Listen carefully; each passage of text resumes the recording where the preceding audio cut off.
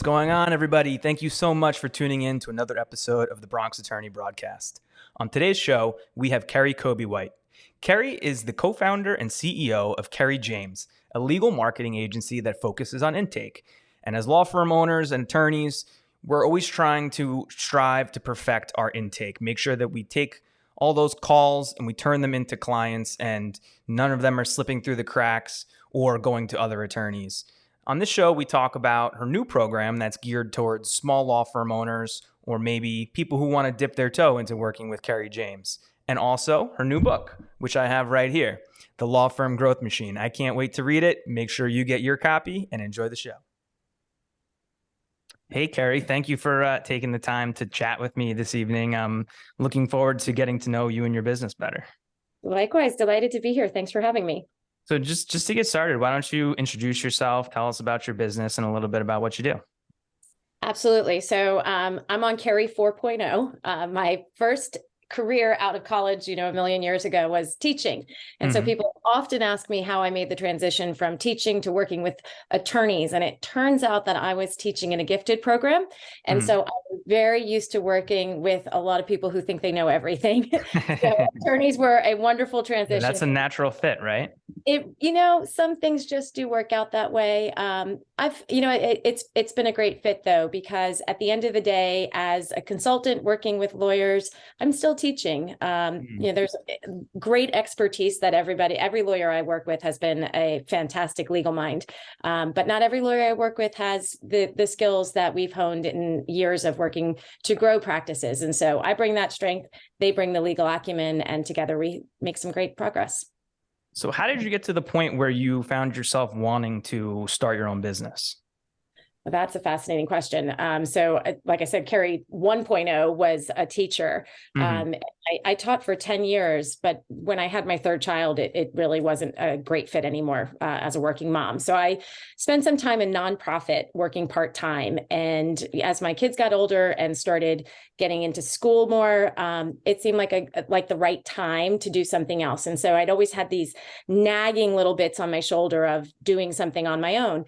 And at that point, it just so happened that quite a few of the members of the board of the nonprofit I was working for, and this is just a great lesson in networking generally, but it turned out there were a lot of lawyers. And so lawyers were asking, and because I was only working part-time, I had a lot of lawyers asking me to do marketing and communications work for them. But just the perpetual student that I am myself, I took that ball and ran with it and started really educating myself on marketing, and ultimately, for a $10 business license, hung a shingle and started offering my marketing and communication services to lawyers. And that was 13 years ago. And it's really just grown and grown from there. But, when it comes to that leap of faith to be a business owner, I do think that you kind of know it in your heart if that's something you want to do. And I have certainly found for many of the attorneys that I've worked with, they want to be business owners. There's not too many attorneys who are like, oh no, I just, I want to work for someone else. No, they have this innate drive to be business owners. So I love sharing that with them. So is that something that you always found yourself wanting to be a business owner, or is that when you had kids, you were like, you wanted to make your own schedule? Yeah, well, I think when you really start to study business models, and I've become a great student of business, you start to realize that the running joke in my life is, I'll get everything done as soon as I figure out how to clone myself. And hopefully that's by next Tuesday. And the reality is that we do need to find ways to amplify our strengths. Right. And typically, and this comes, right back to my teaching days, as a teacher, you are trained to remediate weaknesses, but what we really need to do is amplify strengths. So I started to look at ways where how can I spend my time in the most highly productive manner, and manner that's going to generate income, and really spend less time doing the things that are low value or that I can put off to someone else. And at the end of the day, as an employee of anyone else's, that's what you're doing. Somebody's less value work.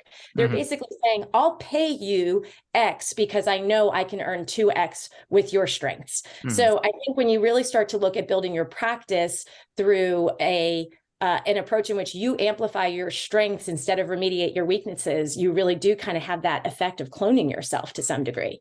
And so is the way you refer to your business KerriJames? Yeah, KerriJames, which, like I said, so that was Kerri 2.0. Kerri 3.0 was full on into, Okay, so so Kerri, we haven't gotten to we KerriJames yet. haven't even gotten to Okay. 4.0. All right. I've got some years under me. Uh-huh. So I immediately started in teaching, but as far as that entrepreneurial spirit goes, I was selling paper flowers on the street as a kid to put the money into the church basket. So, Gotcha. yes, I've always been an entrepreneur in that respect. After teaching, and certainly even in my teaching years, always tutoring, and I ran a little dance studio. So I've been a worker bee my whole life. And so this is a very natural next state. The nonprofit years, when I was working part-time, enabled me to raise my children. And I think, like almost every business owner realizes, you want to own your time. And Mhm. for working women, I've certainly said this more times than I can count. There are a lot of hours in the day, especially when you have young children. They just aren't all between 8 and 5. And Mhm. so I learned to prioritize the time I had with my children and become somebody who worked late at night or who worked early in the morning. And I think that that's something that is exciting for attorneys who want to raise families and still, follow a career path that's going to make them very successful, is that you have to look at the balance of hours and where you want to spend them. And when you own your own business, you get to do that.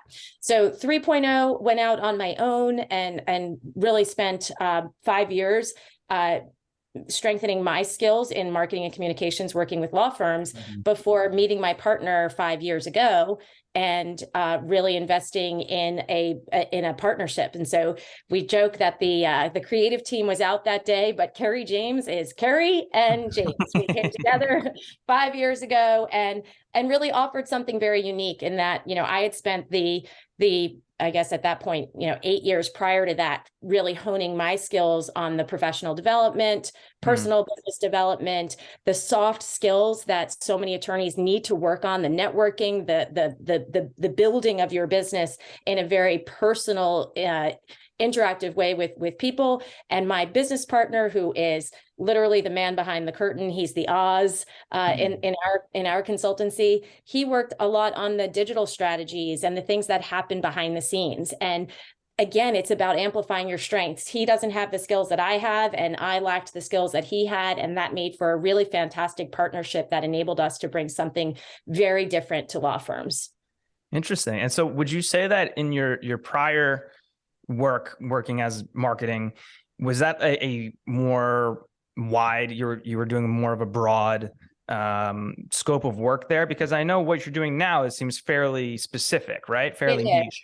Yeah, it is. So I think, and this is again, the lessons that we learn, I think, as we get older, is we don't know what we don't know. And Mm. so, my experience when people started, and I find this fascinating all these years later, but it's like I said, I think 13 years since I went out on my own, got Okay. that $10 business license. And so in those early years, it shocks me how much faith and confidence people put in me given my lack of credentials. And I think Mm. that there's really something to the desire to go out and teach yourself, to become self-taught. And I think just where we are as a society right now when it comes to very expensive degrees, and particularly if you earn that law degree and you don't have the skills to turn that into a business, Mm. well, you need to make room for learning those skills. And it frustrates me. I have my oldest is in college. I've got 2 more coming up behind her Mm. who are looking at schools left and right.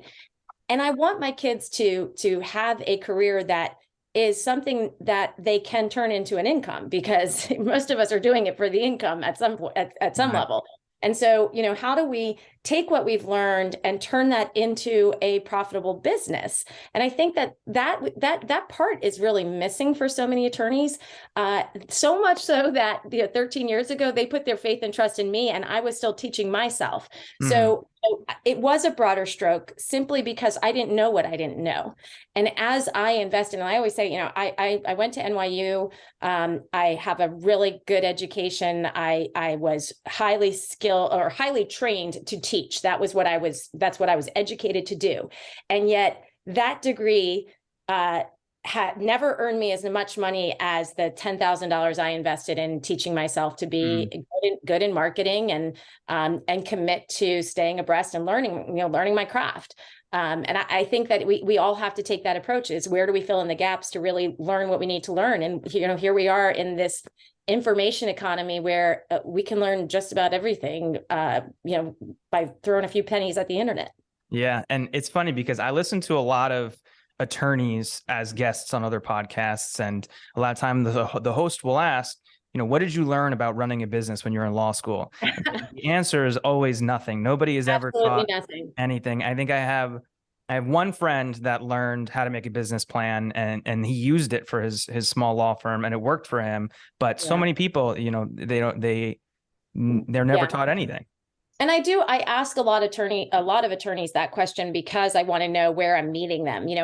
My approach to consulting is very much to meet the attorneys where they are in their practice. So if you're fresh out of school, that's going to look different than if you're somebody who has 10 years of experience, but maybe not a lot of predictability and cash flow. So, meeting someone where they are means to really take into account what kind of training they've had from a business perspective.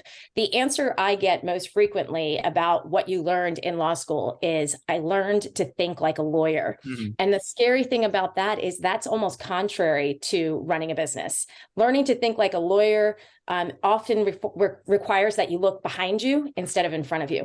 Mm-hmm. And being a business owner, and especially in a field like law where there are very few non-lawyers, that's something that's changing, but you really are looking at a group of people collectively who haven't grown businesses and aren't bringing those strengths into that business. And so as a lawyer, you really do need to make a concerted effort to look outside your industry at what businesses are doing. And again, find somebody who complements you if possible. And that's becoming a new business structure, new business model in the legal industry that attorneys need to be aware of. You are going to be competing with non-lawyers for the first time in several states. And I think that's really going to shift what competition looks like in this space. And so for KerriJames now, you've kind of dialed in on this niche of intake, right? And is that what kind of intake are you consulting on? So I think this is, again, it's been a little bit of a path to get to that point. So my focus, like I said, originally was in marketing, and people want to talk about marketing because marketing is a direct route to growth. And so people want to spend time, they want to invest their time and money in marketing. They don't necessarily want to invest their time and money in intake. It's just not nearly as sexy in their minds. Right. And so what I found with many firms who wanted to discuss marketing with us is that my conscience could not let them throw money into marketing if I didn't first shore up their intake, because the margins in the legal industry for consumer law, if you're just trying to get clients, consumer clients, plaintiffs to come work with you, the margins are tight, and you have to convert those clients. And there is a method to doing that. And if you aren't neatly buttoned up and really systematized in converting leads to clients, then you can find that this very quickly becomes very expensive. And so I didn't seek out becoming good at intake. I had to become good at intake to protect my clients' investments. And so marketing is what I did. Intake is what I had to do. Right. And there was a real gap there. And so, I've spent time training a lot of law firms on intake, creating the training guide that I wish I had had. And again, this is where the teaching background comes in awfully handy, because at the end of the day, again, I'm teaching attorneys and I'm teaching intake professionals how to optimize for growth. And that often starts in the intake. But of course, never leave well enough alone. Once I invested deeply in intake, what I found was that you can generate a heck of a lot of data in intake. And when you learn from that data, that's when you can really take growth to the next level. So ultimately, we found this beautiful, if you could just picture an infinity shape, this beautiful flow of information from intake back to marketing, and marketing developing leads that flow into intake. And this, we call it the intelligence loop. This intelligence loop is where we really can transform practices so that there's growth. And, again, William, when it comes to, what we look at as entrepreneurs, we're looking for that next opportunity. And so when I, started out in marketing, my head was already going, holy crap, we need to focus on intake. And then we focused on intake and said, holy crap, the data is incredible. And so now we're focused on the data. But when you put all those pieces together, you have to, and this goes without saying for whoever you serve. For me, it's serving lawyers. For you, it's serving clients. What is it that these people want? Your client may want peace of mind or financial compensation or security, peace of mind. What is it that they want? What my clients want is security, stability, predictability. They want growth. And so at the end of the day, my goal as a business owner is to find solutions that produce that outcome for them. So what kind of practice areas are you providing this consulting for? Is it just personal injury? Do you do employment law as well? So at this moment in time, and we've been everywhere. There's no practice area that we haven't stepped in, because like I said, if you are trying to attract clients, you need our help. If your growth is about attracting clients, then we need to come up with a strategy for generating the flywheel effect in your business. The flywheel effect, if you're not familiar with it, it's a term, a concept coined by Jim Collins, who wrote the iconic book Good to Great. And he studied companies that were thriving and companies that were stable. And he's like, what's the difference between these good companies and these great companies? And what he found was that the great companies, when they invested in their business, the small investments took on an exponential growth, an exponential curve. And it's no different than what I'm saying about finding ways to amplify my strengths, amplify your strengths. These companies invest in what they do well. So the first thing we look at, no matter what your practice area is, what is your route to growth? What is it that you're so good at that we have to figure out how to leverage that strength to generate more business without having to work harder? And that's what we're trying to figure out. How do we figure out what we're really, really good at and use that to grow the business without having to work that much harder? So again, going back to my middle school teaching days, actually, a simple machine has the purpose of making work easier. And so what we've developed after 5 years of very custom engagements is a machine to help any lawyer who needs to get in front of individual clients. And I say individual because this is different than the law firms who work for insurance companies. And we're not talking about the big panels that you're trying to get on. I'm talking about immigration attorneys, bankruptcy attorneys, personal injury attorneys, family law attorneys, attorneys who are trying to get the guy up the street to not only become a client, but to become a raving fan of your business. And if we can get those leads to become clients, those clients to become advocates, and those advocates to generate attention that generates new leads, well, then we've effectively created the flywheel effect. This episode of the Bronx Attorney Broadcast was brought to you by me, Will Ferrero. I'm an attorney at Prior Law in the Bronx. We primarily practice personal injury law, but we can help you with just about any legal issue that you may have. And if it's not something that we can personally help you with, we can connect you with an expert in that area of law. You can find me online on Twitter, Instagram, LinkedIn, Facebook, YouTube. My handle is typically @BronxAttorney. And if you can't find me on one of those social media pages, you can email me, ferrero@priorlaw.com, or call me at the office, 718-829-0222. And now back to the show. Okay. And who would you say is better at following directions, law firm owners or middle schoolers? I actually will go with the law firm owners every day. Because I know law firm owners are kind of stuck in their ways, a lot of them. It's kind of hard to... It is, which is, what I've really found, though, is, again, all these perceptions about the legal industry. I always say the legal industry operates on swing set rules, which is I was here first. It goes right back to middle school again. I was here first. And that's not great for innovation. But what's happening right now is that the younger generation of digital natives, the people who have never existed without technology, they are coming into C-suites, they are coming into ownership, they are founding firms, and they are saying, hey, now, this is not the smartest way to do this. This is not your granddaddy's law firm. Let's look at doing this smarter. And so I think that in addition to a lot of changes that we're seeing across the industry right now, there is room for sweeping change in how business is done in a law firm. And the folks who are up and comers are doing it, and they're doing it, working with boutique consultancy firms like ours who are saying, hey, how do we do this smarter? And ideally, they're automating, they're systemizing, they're putting their growth, their business development at the forefront of their practice. Because I can tell you, as a business owner, there's growing my business and there's serving clients, and we have to find a way to make the two work hand in hand. Yeah. And I think that also, it might be the older law firm owners and law firms that need your help more than the, younger ones. Absolutely. Yeah.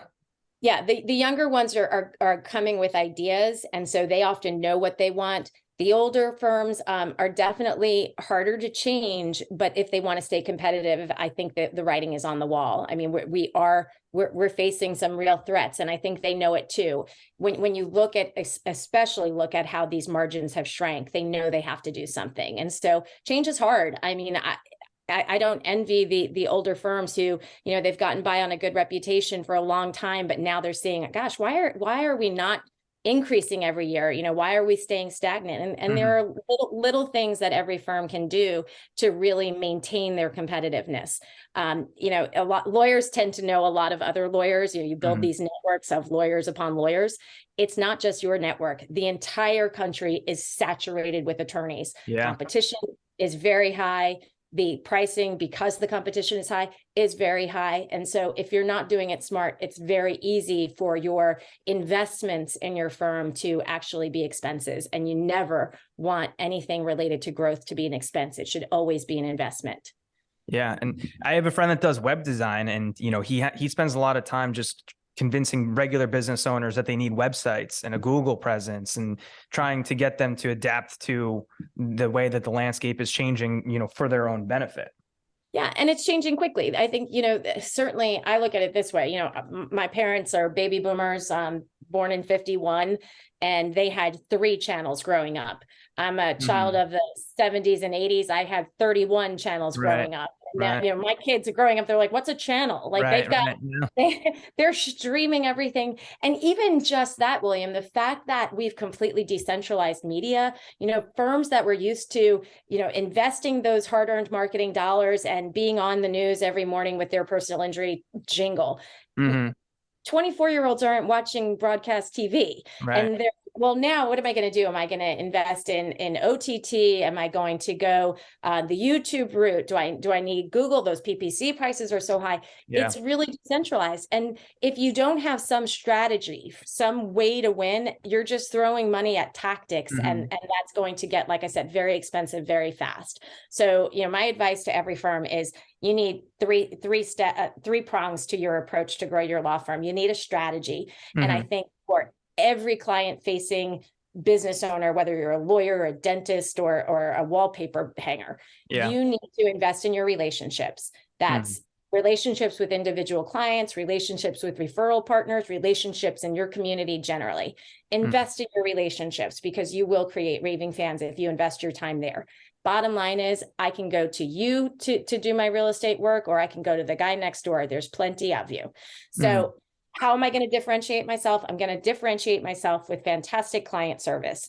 Once I've done a great job on that client service, then I need to elevate that person to an advocate. I need to invest in amplifying their message, because it's great when you can say good things about yourself. It's way better if other people say good things about you. So you want to amplify the voice of your advocates, and you want to use that attention to capture every single lead that you have. So if that's the strategy, great. How do we systemize it? How do we make it fail-proof that your strategy to capture, convert, and care for leads is going to happen consistently every single time? And that's really where intake is. I always say intake, the in and intake does not stand for ineffective, inefficient, and inconsistent. And unfortunately, in many firms, that's exactly what it stands for. So you need to systemize the entire path of collecting and converting your leads. And then from there, we need to gather all this data to know what's working and what isn't. John Wanamaker, who was a business owner in the 1920s, said half of his advertising is working. He just doesn't know which half. Yeah. Yeah. And so that's not the same problem it used to be, because we can more effectively measure our marketing than ever before. But it's complicated. And again, you're not trained to be marketing specialists. You're not trained to be intake specialists. You're not trained to be business owners. So who do you work with to help you with that? And that's where, folks like I come in. Mm-hmm. And what does like the typical law firm that could work with you look like? Is it like a firm that has one attorney, 50 attorneys? Are they doing billboards, pay-per-click, SEO?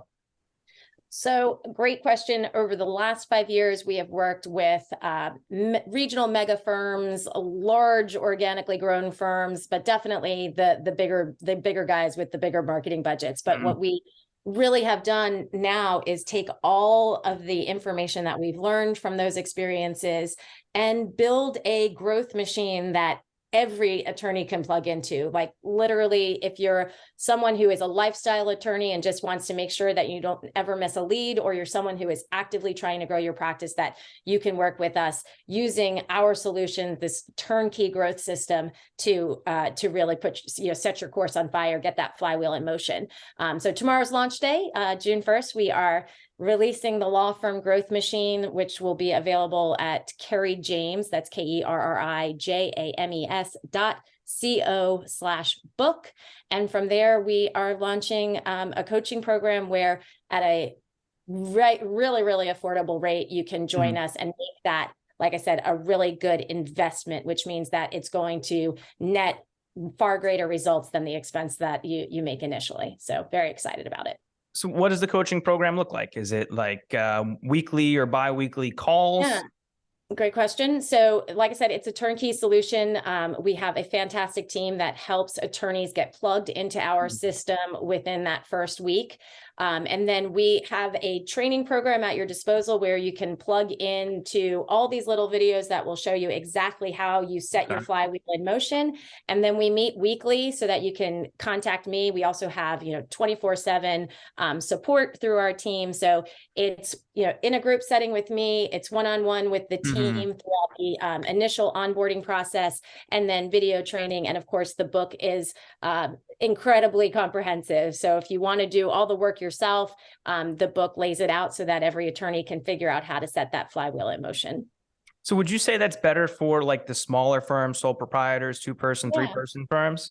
Yeah, I think we have firms from a solo. In fact, actually, one of my solo New York attorneys is a case study in the book, and we have in the exact same model a firm, a regional firm with offices in 4 states. So it's I think that's really the telltale of something that is proven and successful is if it can work fairly universally. And like I said, when you think about how any client-facing business is going to thrive, the recipe isn't hard. It's just a committed fix. You need to set a strategy and systemize it and stick to it.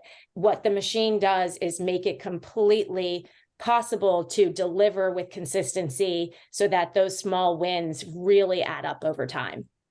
Yeah, and I don't want to take any subscribers from you, but can you share a couple free tips with us? Absolutely.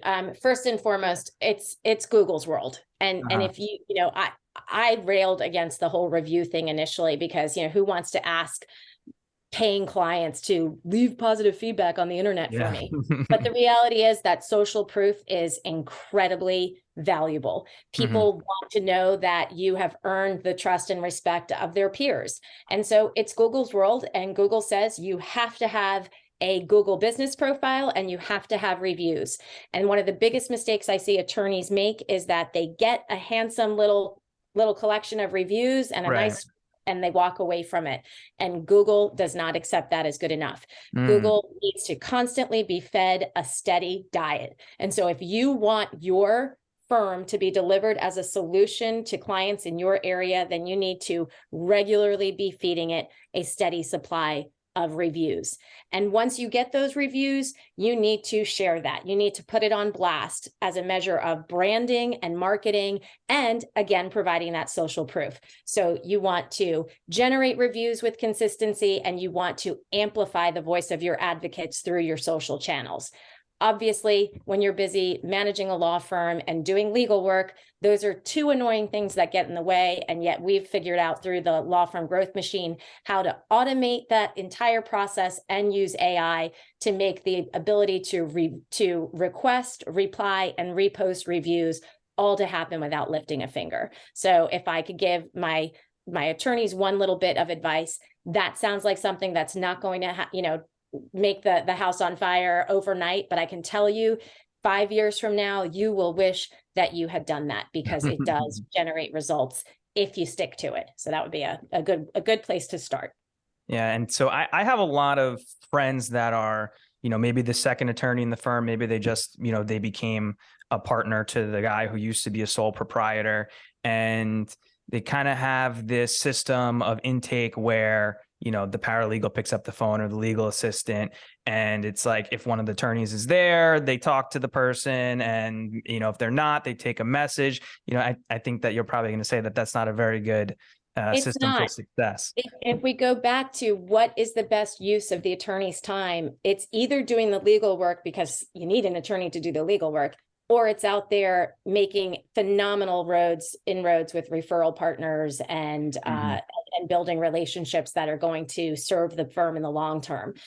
If you've hired and trained the right professional and you compensate them appropriately, a good intake professional is worth their weight in gold. What I would say every firm needs is your firm fact sheet and your firm brag sheet. What information do I need to provide this person to give them the confidence that we can solve their problems for them? And how am I going to sell that person? So my facts and my bragging. And then every call should be a very simple 3 steps. You need to screen that person. Can we solve their problem? You need to sell the firm so that they have the confidence that the next step is so easy, it doesn't feel like selling. And then you need to sign them up. And if you have the right intake professional in that role, then it can be done in a 1-call close. Okay. And how frequently do calls have to be coming in to justify having an intake professional? Or do you have a hybrid role where someone's a legal assistant and the intake? Yeah, so I'd say there's most definitely room for hybrid roles that's how so many firms start. But make sure that your paralegal, your legal assistant is trained specifically for the purpose of intake. Obviously, splitting roles like that is not ideal, but I would strongly say, if you are investing in lead generation, whether that's, using Google ads, local service ads, PPC, YouTube, if you are generating leads, if you're spending money there, then you absolutely should be spending money on intake. The other thing that you can consider is outsourcing your intake so that the only calls that come to your firm are the ones that are already qualified. And so there are plenty of solutions. Smith AI is one that they only charge you for the call, so you're not paying a high monthly fee. There are firms like ICE, Intake Conversion Experts. They only charge you if they retain the client. So they do it from the initial call through the retainer. If you are investing in generating leads through any kind of form fill, that should absolutely be going to someone who is working on an outbound lead basis from the second that lead hits. So if you think about that, William, if you have any of those 3 solutions in place, now the expense, the resources that you've applied to your marketing are truly investments, because you've put the human resources behind it, and that if it is a qualified lead, you're going to convert that person.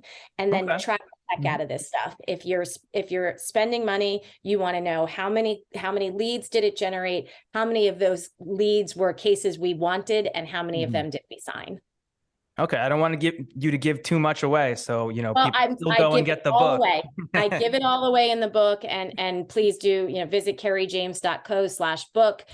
We made even the book incredibly affordable. You can get the book, the digital book, for $4.99, and literally run with the information with it, or let us know how we can help. Like all of you attorneys out there, we do offer a complimentary consultation. Okay.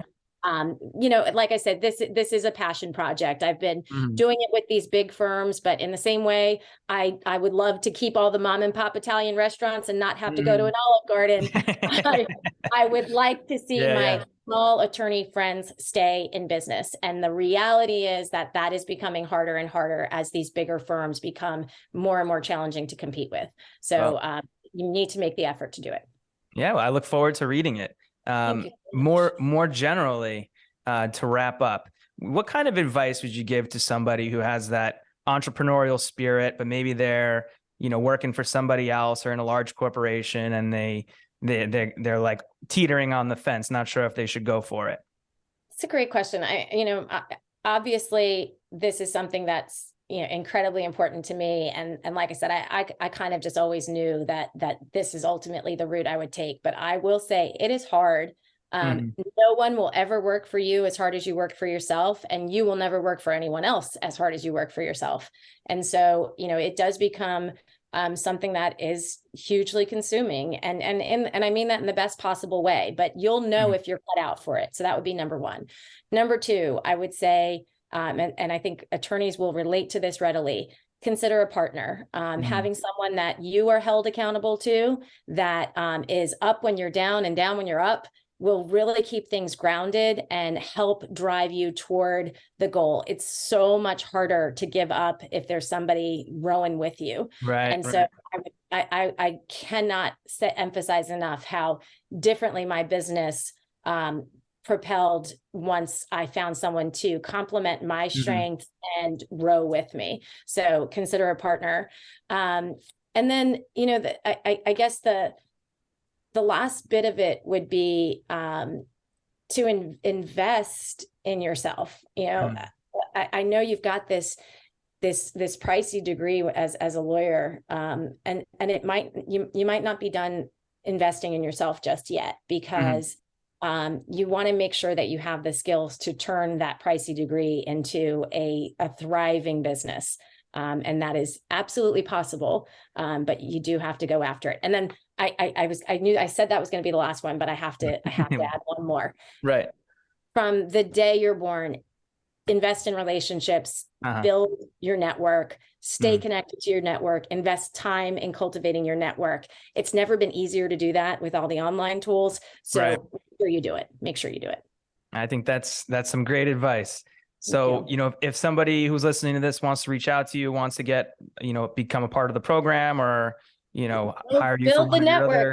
Of course, I'm going to say build your network by connecting with me. I'm Kerri Coby White. That's KerriCoby, White like the color, on LinkedIn, Facebook, and Instagram, and Twitter, all the same.